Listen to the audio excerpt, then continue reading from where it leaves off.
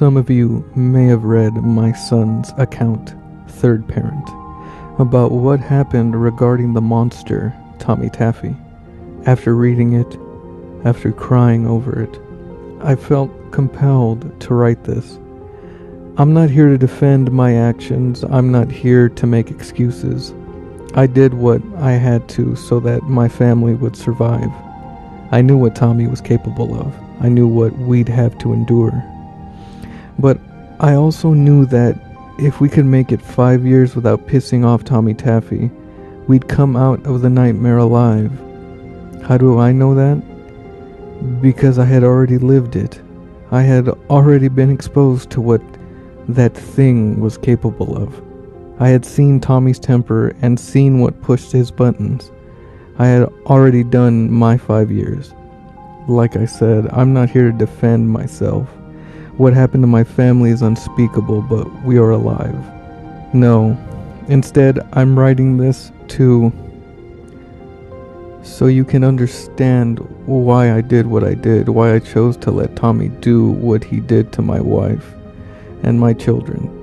After you hear my side, after you read what I went through, then you can judge me.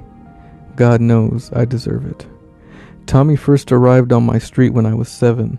I was only a child and lived with both my parents in a middle-class neighborhood. It was a mellow slice of the American dream, like a cut of apple pie under a smothering layer of vanilla ice cream.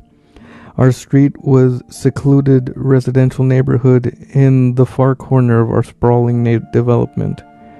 There were 6 houses in total, and we were a tight-knit bunch, both the parents and children.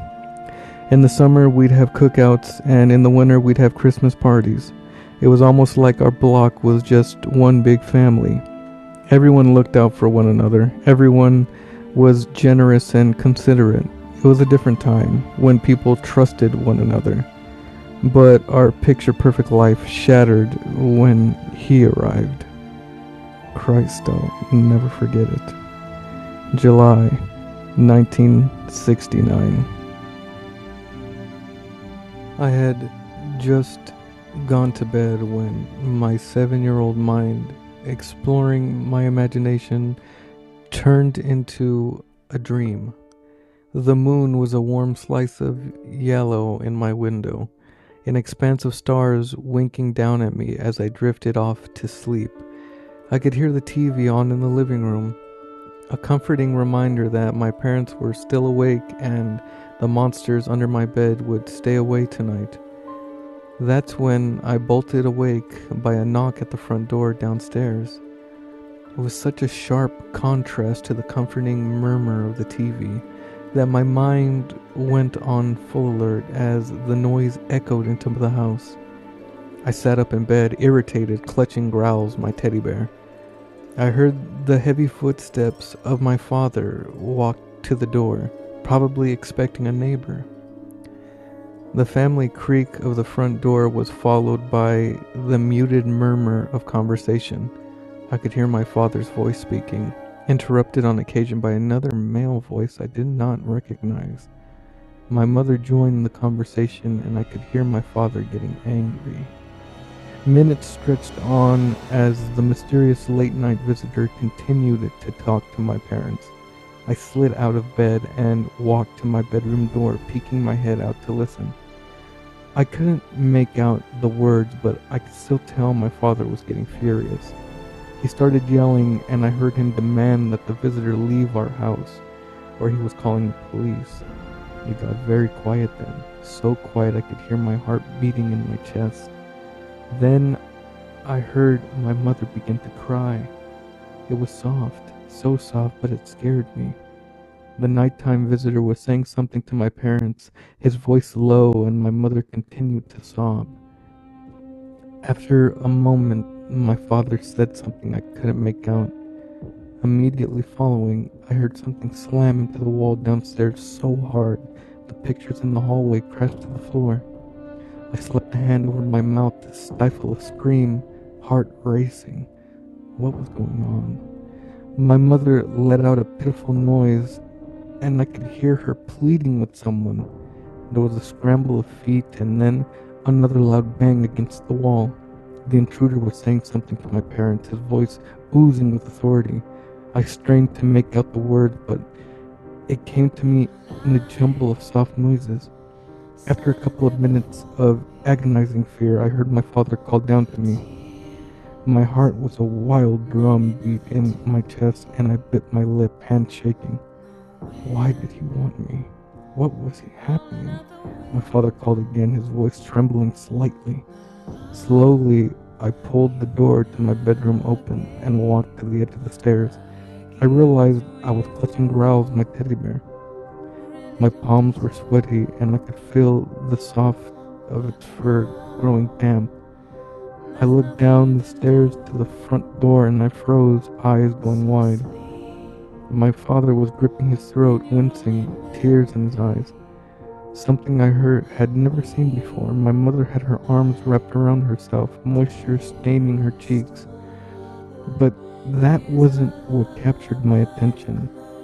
It was the stranger standing next to my parents, staring up at me, his eyes. He was in his early 20s and wore a t-shirt that had a red font that said hi. His hair was blonde and cut short. His two blue eyes, pools of glowing brilliance set in a sea of snow. And then I noticed the oddities of this intruder. His skin was impossibly smooth, a clean pink sheen of absolute perfection. His nose wasn't so much a nose as it was a nub jutting out of his face. His lips were twisted in a smile, revealing a white strip where his teeth should have been. Hi, Spence. He called up to me, his voice cheerful. I'm Tommy Taffy. I'm gonna be staying with your family for a while. I clutched Growls to my chest, quivering, begging my parents for guidance. Instead, they cast their eyes to the floor, clearly shaken. I didn't know what was happening, what had been said between them, but I could feel danger in the air, thick and malicious. Come on down here so we can get a good look at you, Tommy said, waving me forward. My father's eyes suddenly met mine and I gulped. Even at that age, I could interpret the look he passed on to me. Be careful, son. Cautiously, I walked down the stairs, never letting go of my bear. When I reached the foot of the stairs, my mother reached out for me, but Tommy stepped in front of her. Smiling down at me, he squatted down and ruffled my hair. His immaculate skin looking almost polished and waxed at this proximity. Cute little fella, aren't you? Oh, who's that you got? He asked, gesturing to my bear. His name is Growls, I stammered. Tommy grinned. Of course he is. I'm going to help your parents for a while, so I'd like the three of us to be friends. Me, you, and Growls. You think that'd be okay? Again, I looked to my parents for help, confused and shaken. I had no idea what was going on, who this was, why my parents looked so scared. He seemed nice enough, but the way my father rubbed his throat told me otherwise. Boop boop, Tommy chuckled, knocking gently on my head. Hey, I asked you a question, Spence. What did you do to my daddy? I whispered, immediately wishing I hadn't. Tommy's mouth remained a frozen smile, but his eyes darkened ever so slightly. My father reached out and grasped my shoulder. Spence, son, it's okay. I'll talk to you later about it. For now, Tommy is going to... He shot a look at my mother. He's going to stay with us. And that was the start of my 5 years stretch. I can never forget it. A few days passed, and soon I learned through whispered inquiries that Tommy Taffy had visited everyone on our street. He was in our home, but he was also in theirs. I learned this from my eventual wife, Megan, who lived across the street from me. She told me that some strange guy was living in their house. After she described him, I deducted it was one and the same, Tommy Taffy. I didn't understand how it was possible, but knew to keep my mouth shut. Tommy had sworn me to secrecy. He had sworn everyone to secrecy. This was enforced by my parents, who told me in hushed whispers to never tell anyone about Tommy. I could tell that everyone feared him. I did too. There was something unsettling about his consistent smile, his slightly off features, and the cool, unicated way he spoke and laughed. I didn't know what he had told my parents to keep them from going to the police, why they were allowing him to live in our home, but it must have been terrible. We were hostages in our own home. Of course, Tommy didn't keep us there, but we knew he would be waiting once we came back. At night, Tommy would sit us down and give us life lessons. He would tell us how to be good people, how to love one another. I remember one time during the first week, I looked out my front window across the street into Megan's living room. I saw Tommy there, speaking to her family on their couch. The Tommy in front of my family stopped speaking immediately and stared long and hard at me. Then he went to the window and closed the curtains before continuing. During the evenings, as the fathers on our street came home from work, I'd see them meet briefly in the road, muttering to each other and casting looks over their shoulders. There was a mutual terror shared between them, an unspoken knowledge that they had to keep Tommy secret, that getting the police involved would only lead to, well, nothing. I imagine upon arrival that Tommy threatened our family and then showed some sign of physical dominance over the men. I remember the banging against the wall and the way my father had gripped his throat. But what the hell had he said to them? Why did they allow him to infest our homes? Well, a month later I found out. They were plotting against Tommy. They were going to kill him. August 1969. Again, I was awoken from slumber. I looked at my Spider-Man clock and saw it was after midnight. I scrubbed sleep from my eyes, grasping in the dark for growls. As I found my bear, I heard banging from downstairs along with several voices. I slipped out of bed and went to my door. The lights downstairs were off, but I saw beams of light cutting through the back. Flashlights. I called out for my parents, but saw their bedroom door was wide open. I knew they weren't in bed. More voices from downstairs followed, along with scraping across the hardwood floors. I jumped as a bang shook the night, and then voices faded. There's people going into the basement. I thought, frightened. Our basement was unfinished, an expanse of empty cement. Why are they going into the basement, I thought. Silently, assuming my parents were down there, I crept to the first floor, clutching growls to my chest. Sure enough, the basement door was open, and I saw light reflecting off the dusty floor. I could hear my father's voice, and then the familiar voices of our neighbors. They were speaking to someone. They were angry. My heart froze in my chest as someone laughed from the depths of the cellar. Making sure not to make a sound, I slunk to the open door and descended to the first steps to look out at the scene below me. Tommy was bound to a metal chair in the middle of the room, surrounded by 6 pairs of parents that lived in our neighborhood. Their backs were to me, but I could see Tommy's flawless face gazing up at them. Megan's father was there, his face a mess of bruises and swollen flesh. His arms were in a sling, and it looked like his shoulders slumped like his back was in pain. I sucked in a breath as I realized one of the men was passing my father a pistol.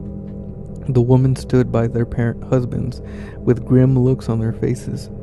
There was no disagreement among the executioners. "It's time you leave our lives," one of the men said, looking over Tommy. I recognized him as my friend Luke's father. They lived 2 houses down.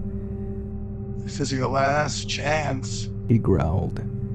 Tommy didn't even struggle in his rope bindings. That ever-present smile still on his face, he looked up at them, the overhead light illuminating his sparkling blue eyes. I don't understand. I'm just trying to help all of you raise your children properly. I'm not going anywhere. A look passed between the parents, and then my father put the gun to Tommy's head. You're not helping anyone. You're a monster. You can't come into our homes and threaten our children, threaten our lives. That's not how this works. All those threats you whispered to us while we were caught off guard, well, look at you now. My father spat on him.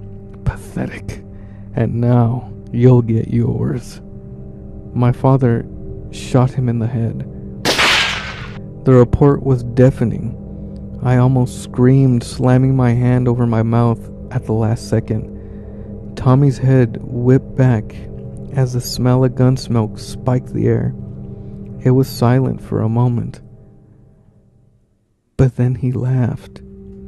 In horror, I watched as Tommy slowly raised his head to stare back at my family, back at my father.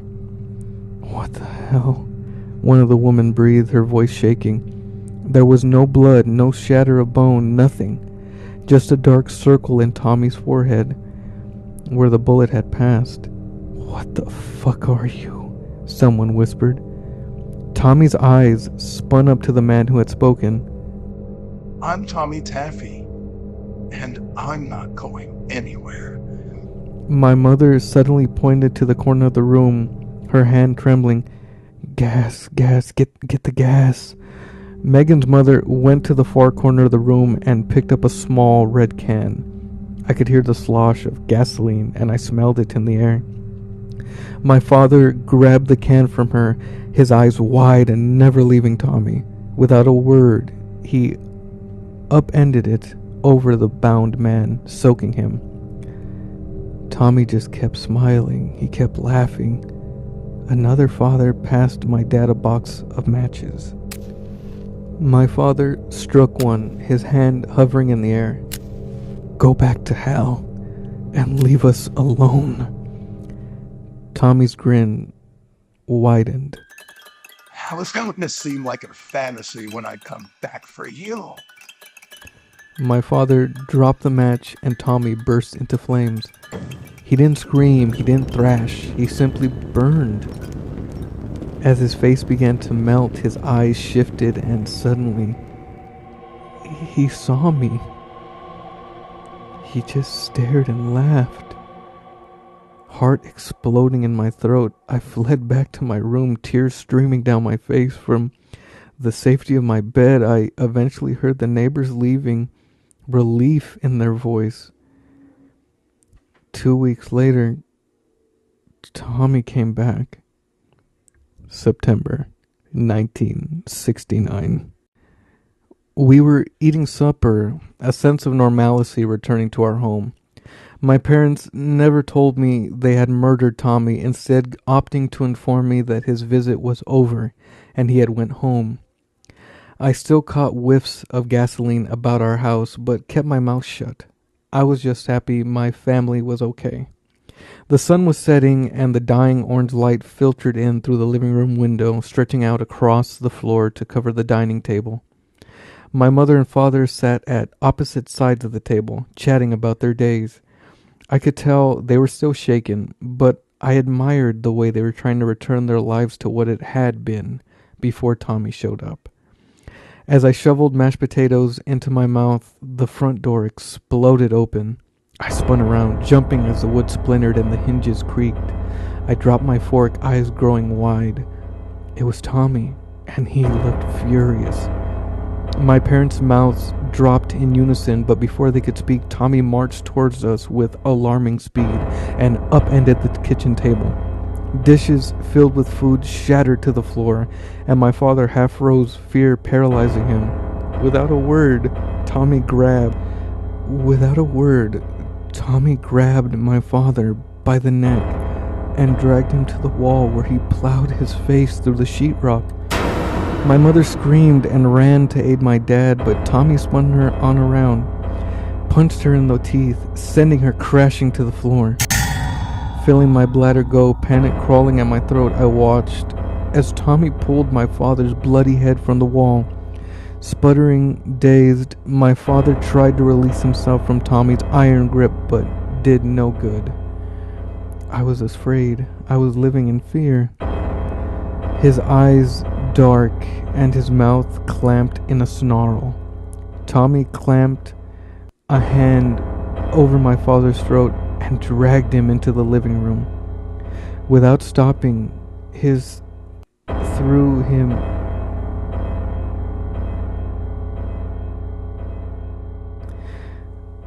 Without stopping, he threw him through the window and out into the front yard.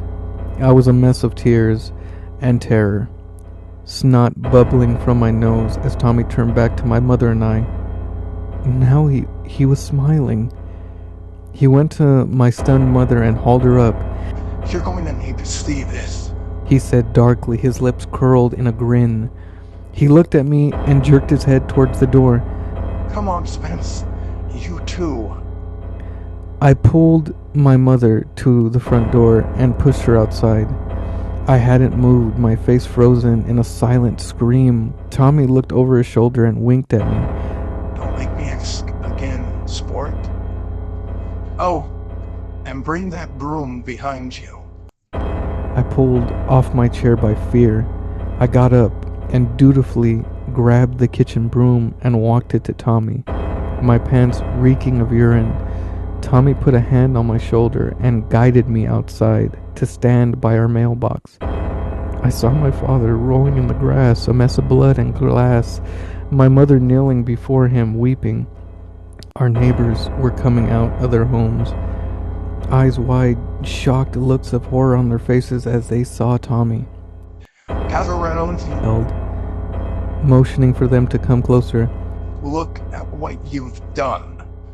I saw Megan at her doorstep across the street, face a pale sheet of snow. She looked at me and I saw she had begun to cry, burying her face in her hands. Shocked into obedience, our neighbors came and stood around our tiny front lawn by the street, all eyes on my father and mother. This is your fault, Tommy said, meeting everyone on their terrified faces. He suddenly snatched the broom from my hands in one quick motion. He snapped the head off, tossed the duster aside, and advanced on my father, gripping the splintered pole. My mother screamed and covered her bleeding husband with her body, but Tommy booted her in the face, wrenching my heart in the process. Hugo! Tommy growled, pulling my father up by the hair onto his knees. Glass jutting from his face, my father looked at Tommy, agony burning into his eyes. Don't worry. I'll take good care of your son, Tommy whispered. He raised the broken broom over his head like a spear and slammed it into my father's mouth, down his throat until it erupted from his stomach and plunged into the earth. Blood shot like a geyser out of my father and splattered Tommy's perfect features. My mother howled, her bloodshot eyes rattling in their sockets as my father gasped and then died, his lips wrapping around the broom handle jutting from his mouth. The neighbors watching were paralyzed, a few of the women crying out of the sudden display of brutal violence. The men's faces were pale and shook into silence. Megan's father leaning over and emptying his stomach onto the road. Blood dripping from his face, Tommy turned to face them, eyes alit. I want you to think about this moment the next time you want to have a bonfire. Do I make myself clear? All eyes were trained to the impaled figure of my father, pinned to the earth. I said, do I make myself clear? Tommy repeated, the smile dropping from his face. Everyone slowly nodded, every eye wet with tears and wide with horror. Tommy threw a thumb over his shoulder. Now get rid of him. I need to put his son to bed. I took a step back, tears flowing freely from my eyes, shaken to the core, unable to stop staring at my dead father. My world swarm and rocked my vision, a streaking blur of color. I felt like I was going to throw up, pass out, scream until I couldn't breathe anymore. Tommy was suddenly looming over me, sweeping me with his arms. He pressed my shocked face with his. As we went into the house and up to my bedroom, I heard a rumble in Tommy's chest. He was laughing. June 1973. How do I describe the following 3.5 years? Words can't make you understand what life was like for my mother and I. My father's murder was covered up by the neighborhood and my mother. Despite the crippling pain it must have brought her, when the police eventually came to investigate on request from his job, a story had already been carefully collaborated by the families. They told the police that my father had been cheating on my mother, and she had found out and then kicked him out. Lies about arguments heard were told, along with a few scenarios where the neighbors saw my father sneaking out late at night. It was enough to get the police off of our street. They saw the pain in my mother's eyes, but misinterpreted it. The source. Everyone was petrified of Tommy Taffy. The lies told in order to assure safety of themselves and their families. An example had been given, a lesson learned. Listen to Tommy Taffy, do what he wants, and pray that not one day, he'd go away and leave our broken community. My father wasn't the only one who had been punished. I noticed a couple of neighbors sporting broken limbs or bruised faces. I can't even imagine the lies they told outside the outside world to cover up the truth. Tommy was a haunting nightmare in our lives, and we could find no way to be rid of him. The nightly lessons resumed, just my mother and I now, sitting on the couch, listening to our captor explain how to be good people. I was 10 then, and it made me sick. Age slowly clarifying just how dismal our situation was. But I kept my mouth shut. I kept it shut for my mother. The memory of my father's execution burned bright in my skull every day. The years that followed my father's death marked a change in Tommy's habits. Now he slept with my mother every night, leading her to bed after I was tucked in, and told one last lesson about life. I would lay awake for hours listening to her cry in her room. Sometimes it'd be for a few moments, other times hours. He didn't always stay with her though. I remember times I'd wake up and he'd be standing in the dark corner of my room watching me sleep, his eyes like shining oceans. Other times, he'd be staring at me through the crack in my door.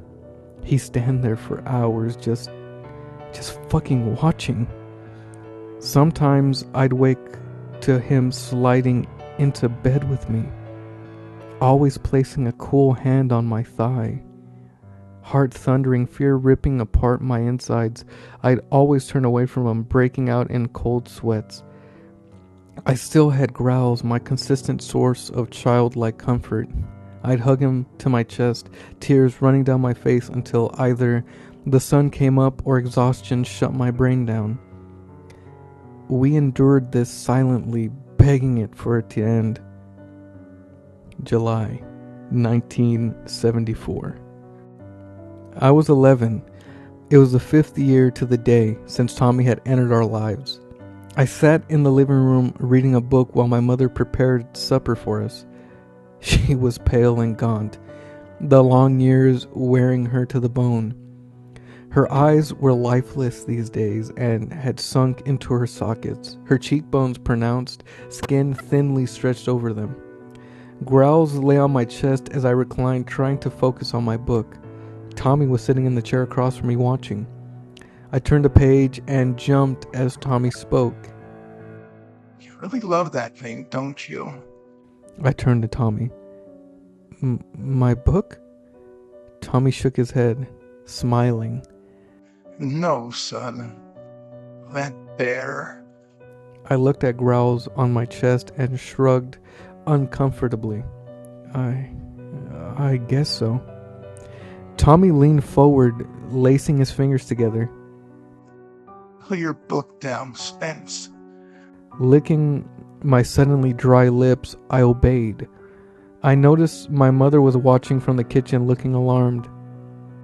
Do you know what love means? Tommy asked. I fiddled with growls, eyes downcast. It means you care for someone very much. Tommy shook his head. No. Good try. He suddenly came and sat next to me, placing a hand on my leg, carelessly caressing it. Love means you want to fuck something so bad you'd die if you didn't. I heard my mother drop something in the kitchen, but I didn't dare take my eyes off of Tommy. Tommy pointed to growls. Do you want to fuck your teddy bear?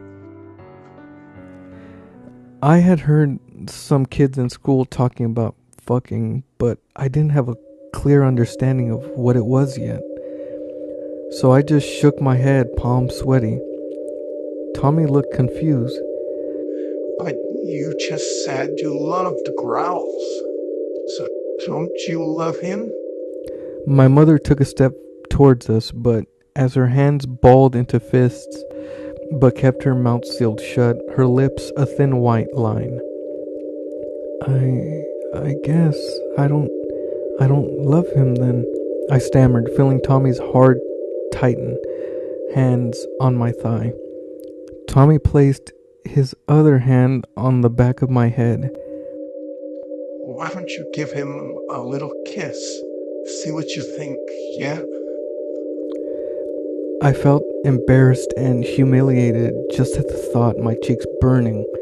I tried to chuckle like I thought it was a joke, but Tommy slowly pushed my head towards my bear.